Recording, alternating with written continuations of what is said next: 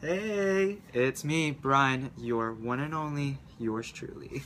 I'm in my second year of Political Science and International Studies here at Glendon campus of York University, and I'm also an e-ambassador. And a question that I've been getting a lot lately is, why Glendon? Or how did you come about Glendon, and what made you decide on attending Glendon campus? And things like that. So in general of those questions, my journey all started about 3.5 years ago when I was in grade 11.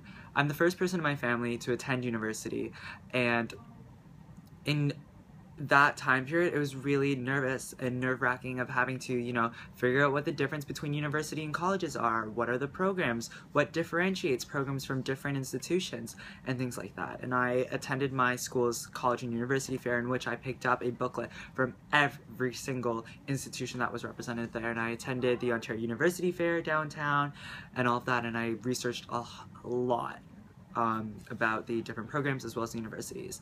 And I decided that I wanted to be a science teacher as well as teach French. And I wanted to teach in high school and eventually work my way up to an administrator and hopefully one day work for the Ministry of Education as a politician. And when I announced that I was going to do this amongst my group of friends, a lot of the questions I got was, why not just do poli-sci? I mean, you seem perfect for it. And I thought, it's not my fit. And the reason I thought that it wasn't my fit was that I didn't believe that I could go anywhere with poli-sci. I didn't know what I could possibly do with this degree. We didn't have a program at my high school, so I was really scared. And I pursued my sciences, and I did biology, chemistry, functions, and all of these sciences that I needed to apply for the programs in university. And I heard about Glendon campus of York U, and it was the French campus. They only spoke French, and it was a professional liberal arts studies campus, and it was harder to get in. And I heard all of these things, and I started researching more and learning that, Glendon was bilingual. And I attended the fall campus day at Kiel campus of York University. And I was there with my friend Katharina, and she wanted to do political science and eventually become a corporate lawyer. And so I was talking to Courtney Malum, who was representing the Glendon campus at the fair that day, and I was just talking about how I wanted to be a science teacher, and I explained my entire vision to her, and how I really wanted to do French, and she told me, sorry, but we don't have science at Glendon. And I was like, now what? But we kept talking, and then my friend was like, we actually need to get to this presentation for poli-sci, and I was like, I don't really want to go, I really do want to go, I don't know what I'll do, because if I go to it, I'm going to switch my program.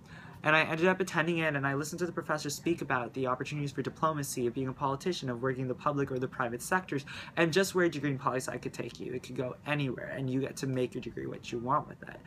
And with that, I became interested with Glendon. I started reading up more on I read through the handbook, I looked through the photos, I discovered the e-ambassadors, which I started reading through their blog, and one of the ambassadors at the time's name was Drew Pinkerton, and he was a political science student. He was away in Rennes, France, studying on exchange, and this just blew my mind away. And I started reading the other blogs of Kristen McNamara, Juan Garrido, Nick Chalou, Francette Makito, which I attempted because she is a French blogger. My French is not that great. But I did try, and I got through them, and I just fell in love with Glendon. And through their blogs, I felt that I got to know the community before coming. I got to learn about the programs, what it's like to be a Glendonite, what the differences are between a high school student and a university student. And I attended our spring open house, which I finally got to meet the ambassadors, and it honestly felt like meeting your favorite celebrity or your favorite vlogger. It was just through the roof. And that's pretty much my story.